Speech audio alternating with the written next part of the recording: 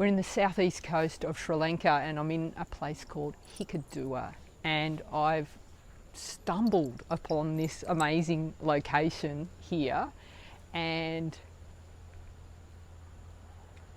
Abby has kindly volunteered to pose for a portrait. So what I want to show you guys is working with fill light and using a light meter. So what we've got here, it's like flat light, it's flat, there's nothing happening. So this is really like, you could shoot this just with natural light and get a great shot. You can take it next level by adding a little dook, a pop of light, and we can also control the look of the shot, so I can get flat, even lighting all the way through just by using shutter speed, and I can manipulate the look of the background and make it look like Abby here is in complete blackness just by adjusting the shutter speed, and we can override the ambient light and also make it almost look like a studio so that there's nothing in the background, which is really handy. So let me show you how I do that and the process. So ambient light, I'm going to take a light reading, and so basically I've got my light meter set to ambient, okay, and I can hold that up and even right in front of his face and take a reading, and it's telling me that it's f4.3 at a 60th is the actual light that is hitting him. Now if I take a reading with my camera meter and do the same thing, what it's going to do is give me a slightly different reading, because the camera is reading reflected light, whereas my light meter reads actual light. So the camera is also going to take into account the fact that Abby is surrounded by green, which absorbs light, and it's going to give me a slightly different reading. So that's where the light meter comes in very handy. So let's have a look at what that looks like when I'm shooting. Now, the first thing I do when I'm setting up a shoot with fill flash is the first set of images that I take are determining my base exposure, and that's without flash. I want to decide how I want my image to look, how I want my background to look. Do I want a dark and moody shot, or do I want a bright and airy shot? And there are three ways that you can control the ambient light in your shot. So that's the available light. I can increase my shutter speed. Now, if you're working with a DSLR, you're going to be limited to how far you can increase your shutter speed, and most DSLRs are set to 1/200th of a second is the sync speed. So you can see here I've got a base exposure of f4, shutter speed of 1/60th of a second, ISO 400. I can take that shot and increase the shutter speed to 1/200th of a second, which is the maximum for a DSLR, and that's going to give me a darker background, just because speeding up the shutter speed is going to decrease the amount of ambient light in the shot. So just by doing that, you can see that increasing my shutter speed to 1/200th of a second has given me a darker background. An important thing to remember that is, if you're working with a mirrorless camera, you're not restricted to that sync speed of 1/200th of a second. Mirrorless cameras with electronic shutters are going to allow you to have sync speeds at much faster shutter speeds. Like some cameras will let you sync at 1/1000th of a second or 1/2000th of a second. So it'll depend on the model that you have, but because you've got that electronic shutter, you're not restricted by that shutter speed of 1/200th of a second. So you can keep increasing your shutter speed until you get the look that you are after. So if you want that dark and moody look, you can just keep increasing your shutter speed. if you're shooting with a DSLR, you've got 3 ways to change the ambient light in your shot. The first way that we've described is you can increase your shutter speed up until that sync speed limit of 1/200th of a second. The other thing that you can change is the ISO. So you can drop the ISO from 400 to 200 or 100, and that's going to change how light or dark your background is. The third option you have with shooting with DSLR is that you can change the f-stop that you're shooting at.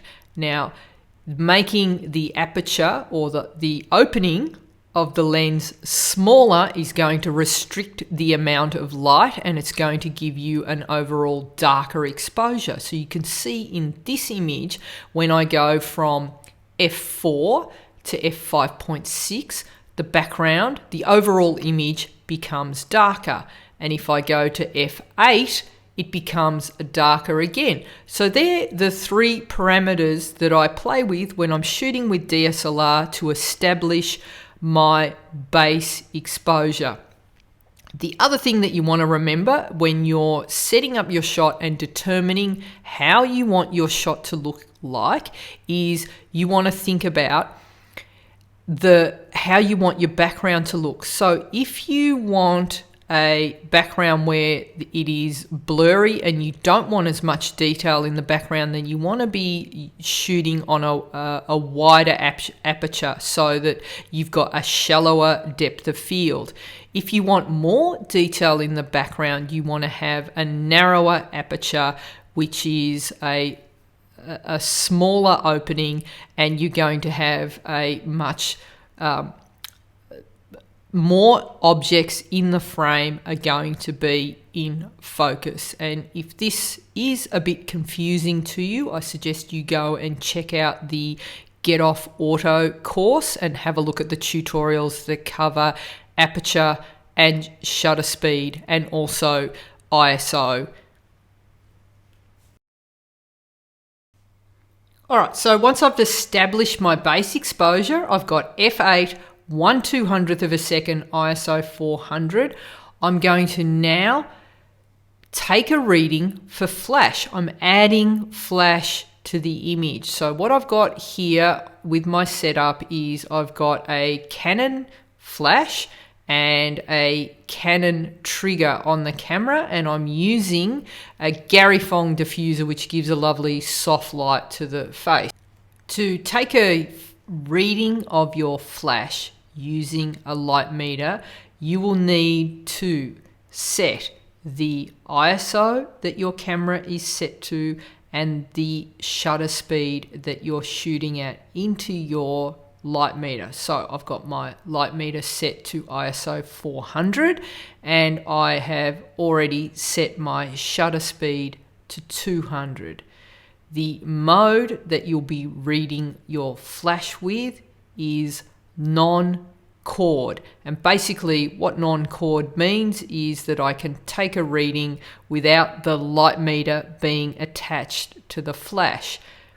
To fire the flash, you're going to need a trigger. So you can take the trigger off the camera, the remote trigger, and hold it in your hand, or you can ask someone to trigger the flash for you.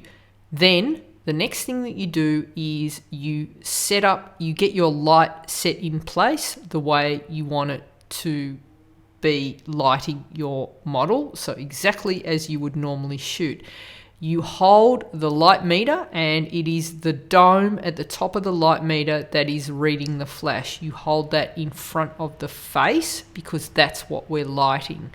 There is a button at the side of the light meter. In this instance, it's the Minolta 4 that I'm using, but basically all light meters are the same. So that when you're in non-chord mode, you can press that button, and you will see that the icon non-chord will start to flash, and that tells you that the light meter is now ready to take a reading. And then what you do is you fire off the flash, and the light meter will now tell you the reading that you're getting based on the flash that you've just put in. So what you want is to have exactly the same reading as what your base exposure is. My base exposure was f8 1/200th of a second ISO 400. The reading that I want with my flash is f8 1/200th of a second ISO 400.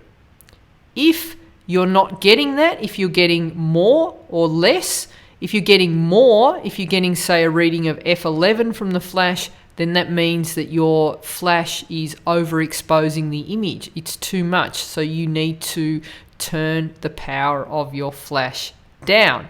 If it's not enough, if you're only getting a reading of f4 or something different, then you need to turn your flash power up. So this way you should be able to get an accurate flash reading very, very quickly and save a lot of chimping.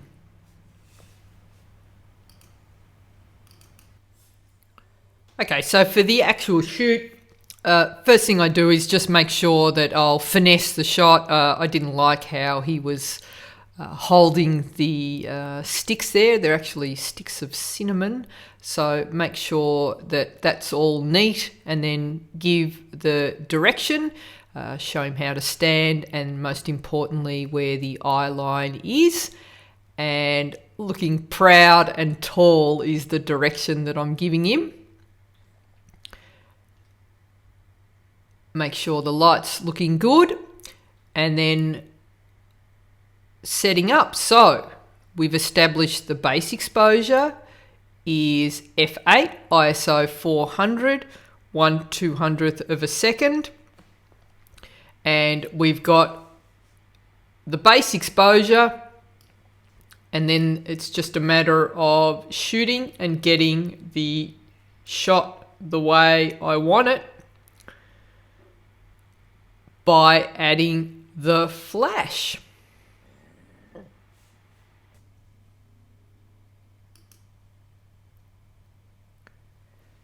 And so you can see that at a quarter power setting on the speed light, I've got just the right amount of flash, and I've got my background looking dark and moody, and his skin tone looks great. So you can see in this image that the light is actually in the frame, and that's because I like to bring my lights in nice and close. If you don't want to do that, because there is an extra step here, and what we need to do to remove the light, the easiest way to do that is to shoot a clean plate. So once you've taken all your shots and you're happy with it, you need to lock off your exposure. Don't move the camera, don't change anything on your settings, and for the last frame you ask your assistant to move out of the frame, and you take a clean plate without any flash in the shot. And now we're going to merge those two images together, and I'll show you how to do that now in Lightroom. Alright, so to edit this image in Lightroom, what you need to do is choose your two exposures. So basically I've got my clean plate and the image that is lit. I'm going to open those both up as layers in Photoshop, and then select the two layers and go to Edit, Auto Align Layers, and hit Auto. And what Photoshop is going to do is make sure that those two layers are correctly aligned so that they're both exactly the same. Then select the top layer, which is the layer that has the light in it. And you can just see that if I slide back and forth, you can see that they're both aligned. I'm going to add a layer mask. Make sure my brush is set to 0 hardness. Get your flow down low around 50, and then with a black brush, basically you can brush out your light. So there are detailed tutorials on this. I've done this several times, so if you're not following along, then I recommend that you go and check out the Sri Lanka Surfer Boy edit, and that'll take you through step by step on how to do that. So there's the final image with the light removed. If you don't like having to do that extra step, then you'll need to back your light out of the frame and make sure that you crop it out. But I think this is a great way to bring your light in nice and close, and you get that beautiful soft lighting. And there's the finished edit. So that's how to use a light meter with speedlights.